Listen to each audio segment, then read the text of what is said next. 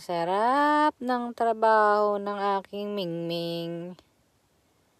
Pagkatapos kumain, kain ng marami, tapos dun lang din naman ng diretso. Pero very good, well-trained yung mga yan, di ba? Oh.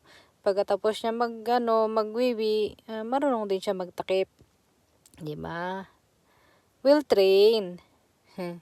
Ang babait ng mga Mingming ko. Ganyan. Dapat ganyan talaga. Marunong dapat tayo maglinis ng kalat natin. Very good yan, Mingming, ha? Pagpatuloy mo yan. Ay, di ba?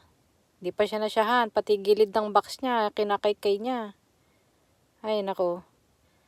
Salamat po sa panonood, sa pagsuporta. Please like, share, and subscribe. Thank you, mga kamingming.